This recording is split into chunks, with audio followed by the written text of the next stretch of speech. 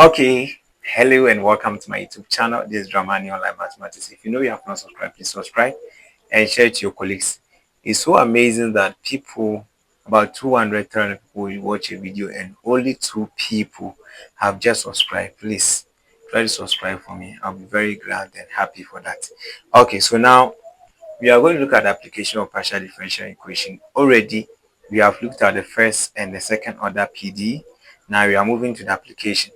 Now, when it comes to the application of partial differential equation, it's all about the first and the second that you have done. So if you don't understand the first and second, make sure you go back and watch. Okay. Now, for the application of partial differential equation, let's look at some standard equations under the application because that one will be running through what we are going to do. So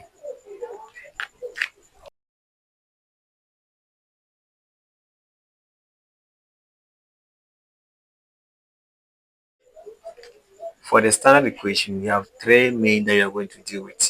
The first one that we are going to deal with is the heat equation.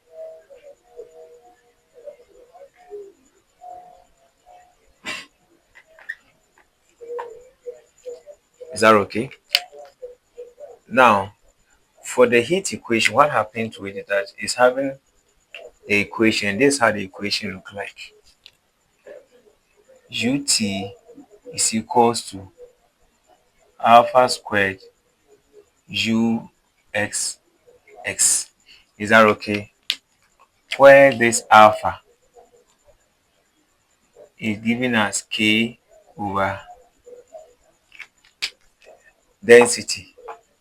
The thing you see here is called the density of the material. You know, since you are talking about heat, you'll be talking about things that can conduct heat. I hope you understand what I'm trying to say. Since you are talking about heat, it talks about things that conduct what or can conduct what heat. Good. So the P is for the density of the material. This is thermal. The K is thermal conductivity. Okay. And this one is specific heat. So the A is the specific heat, K is the thermal conductivity, and the rho is what? Then now let's look at the second one. The second one, we have the wave equation. For the wave equation, let me write it down here. This is given to us as U T T. So this is second order. This is first order. Have you seen that? This is second order equals to, let me use C. So C squared UXX, where this also represent the same thing. Then we move to Laplace. Let me check the spellings, okay? The spelling is rather this. Move to a Laplace equation.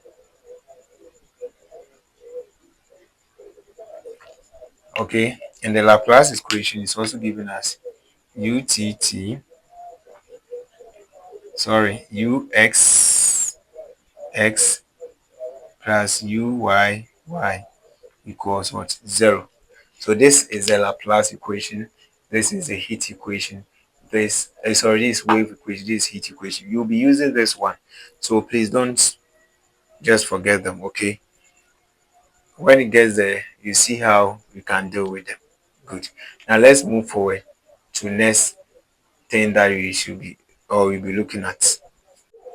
Okay, after the standard equation, one of the things that you also be looking at is the Fourier series. Okay, but the Fourier series was introduced by a physicist and mathematician called Joseph Fourier. Joseph.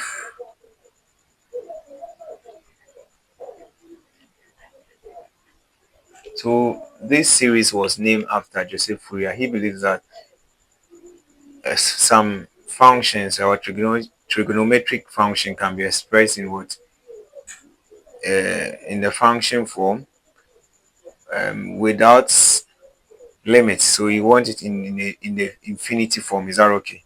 So let's see how this man talks about, or how you want the functions can be expressed in that form. So he says that if you have a function like this, f at x, which is equals to a naught over 2 plus a1 cos nx. Okay, let me make it this way: cos x plus a2 cos 2x plus b1 sin x plus b2 sin 2x, going like that. Okay, he believes that you can write trig functions in the form like this. Now you can put this one in the summation form, where we have f at x is equals to the a naught. Please, for this one there's no 2 here. Okay, it was like this, but when you put it in the summation form, this is divided by 2 plus the summation as n start from 1 to infinity.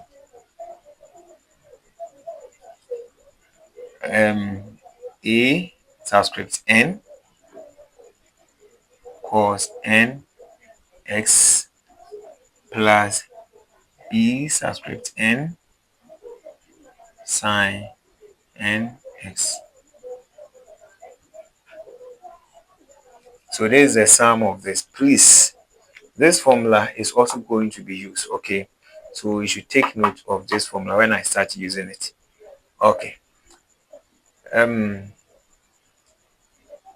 So now let's move to different thing, because I'm just introducing them to you. Okay.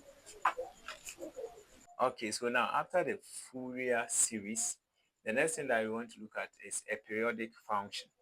A periodic what? Function. Is that okay? Now, when we say a periodic function, it's very easy thing. Okay. But before I will start this, I want to make some correction. You realize that when I was writing the function of the Fourier series, I always write this. It's not equal. It should be this. Approximate, not equal. So take note of that. All right. So a function is said to be periodic if it repeats itself, its values at regular intervals. Okay. So like time or watch. You see the hour hand repeat itself at a regular intervals. Keeps on repeating. So day and night, day and night, day and night, day and night. That's how a periodic function behave. The period of the smallest positive value of p, such that f at x plus p is equals to f at x for all values of x. Now, what we are saying here is that because it repeats itself, even if I put a function inside this, the p, which is the period in this case, it's always defined as this. Okay, so a periodic function is always defined as this. Good.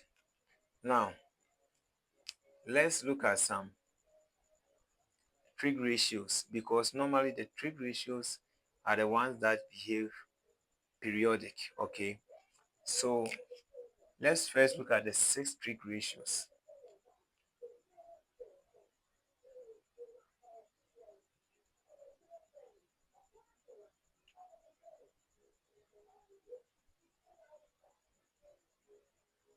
So the first 6, or the 6 trigonometric ratio 1, we have sine. Okay, let me use black pen. We have sine x. 2, we have cos x. 3, we have tan x. 4, now sine x, its inverse is what? Cosecant. So cosec x. Cos x, its inverse is what? Secant sec x. then tan x, its inverse is cotangent, that's cot x. So these are the inverse of them. Now we are saying that these functions behave what? Periodically, or they behave as period or periodic functions. So let's look at this diagram here.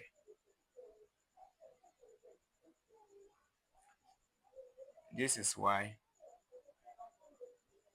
here is x. So here say here is 90, okay, here is 180, here is 270, then 360. Okay, now here is 1. Now if I take sine, okay, for sine, we all know that this is 0. We all know that sine 0 is 0. So normal sine starts at the origin. So sine 0 is 0. So we start here and come here. You know sine 90 is 1. So that's why my 1 is here. This is not drawn to scale. Have you seen that? Then when it comes here, it goes down like this and comes like this. So here becomes negative 1. You all know that sine 180 is negative 1. Have you seen that? You see, this has completed one circle.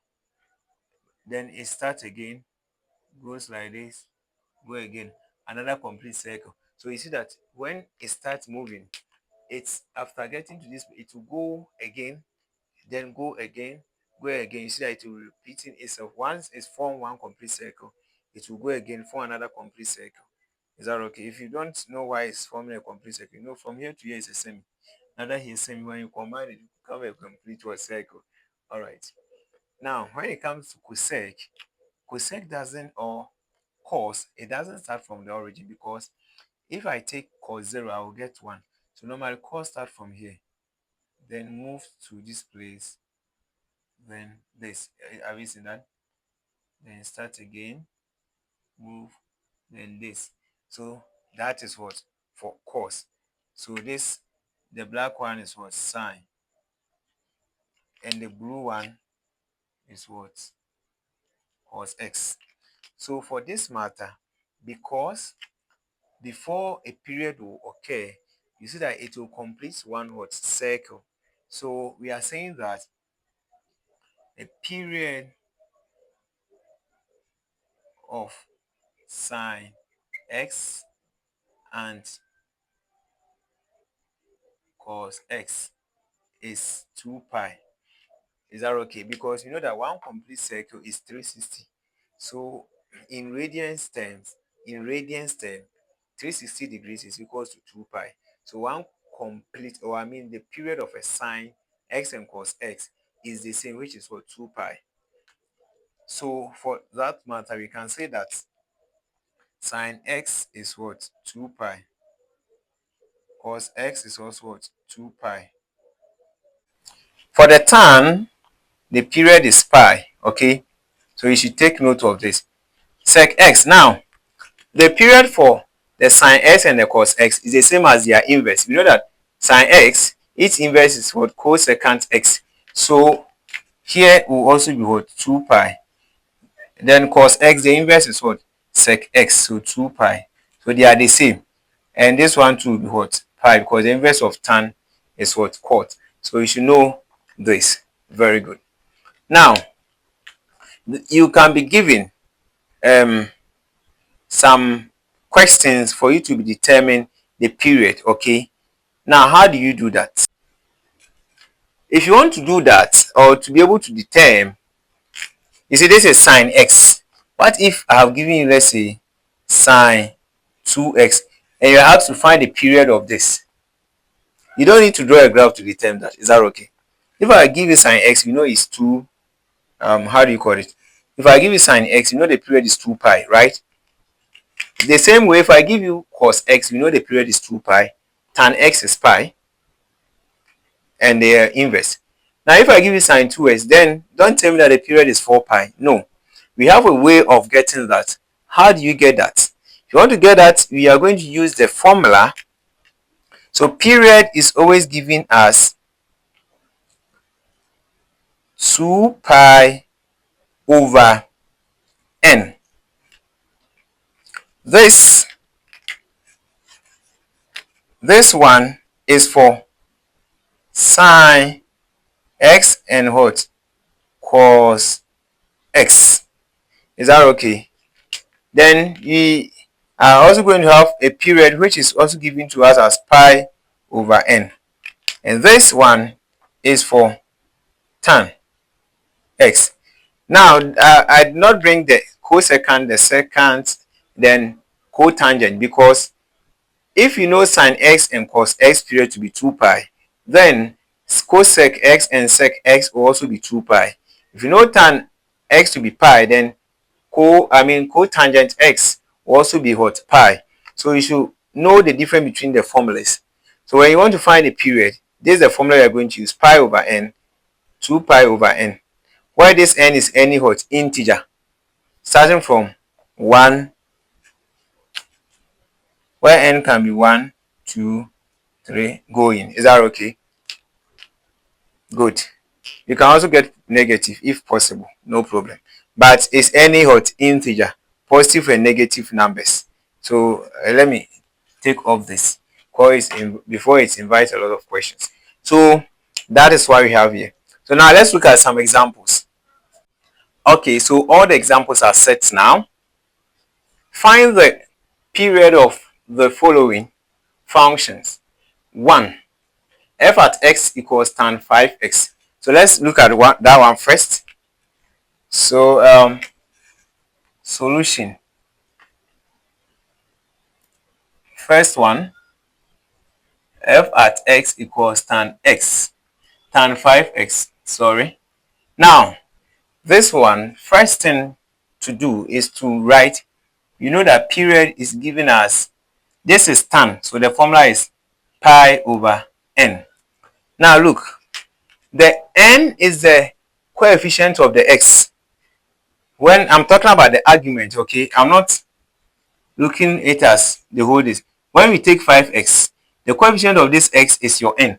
So it means that in this case, our n is 5. So it means that my period is going to be pi over 5. Work done. Is that okay? Yes. So let me do the number 2. The number 2 is sine pi over 3x. So f at x equals sine pi over 3x. So period is going to be, you know the formula, this is sine, therefore it goes this way, 2 pi over n. Is that okay? Means that my n is going to be pi over 3. I hope you have seen that. So if you have something like this, what we are going to do, that we are going to replace this n by pi over 3. But you and I knows that this pi will go with this, then this 3 will multiply these 2. So my period is what? 6. If you have forgotten the algebra here, look, this place is going to be, the pi already cancelled this, right? Leaving 1 over 3. You're going to have 2 divided by 1 over 3. If I take the reciprocal of this, because when I change the division to multiplication, this will be what? 3 multiplied by 2. That gives you what? 6. So in this case, our period is what? 6. Yes. Okay, so I'll urge you to do the 3 and that of what? 4. I've already informed you the period of seconds, the period of cos.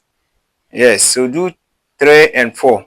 You realize that this one, 5 and 6, is different from each PS. This is not the same as this. So we are going to tackle this one and that, okay? I'm going to show you how to deal with period when we have more than one trig function. Now let's look at the first, the number 5. We have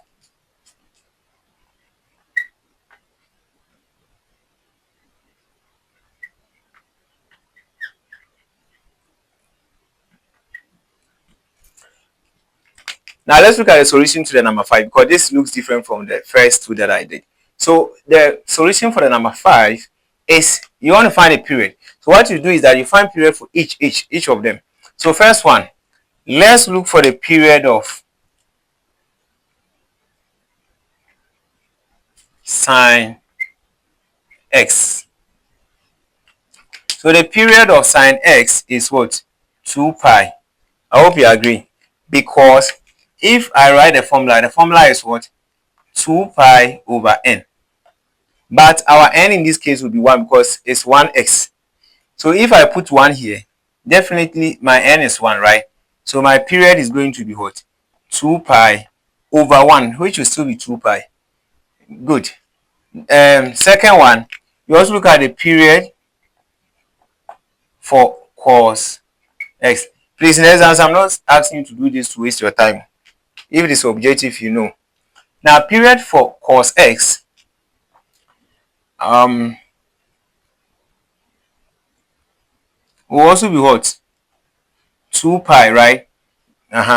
Then you also move to period for tan x. That one, you know that period for tan x is what? Pi. Now, when you finish this, what you are going to do is that you are going to compare them.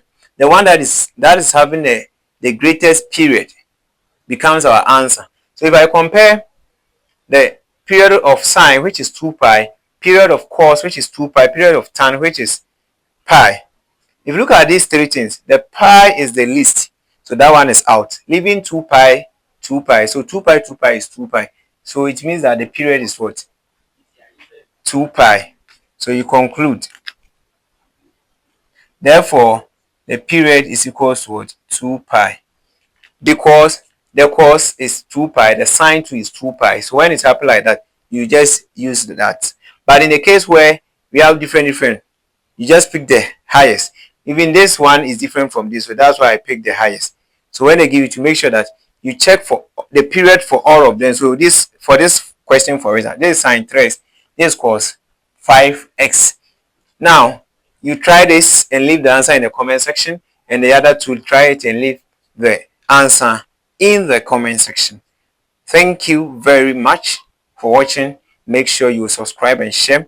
Like the video so that it can push. Sometimes you see people like 300 people watching a video and just 2 likes. Wow.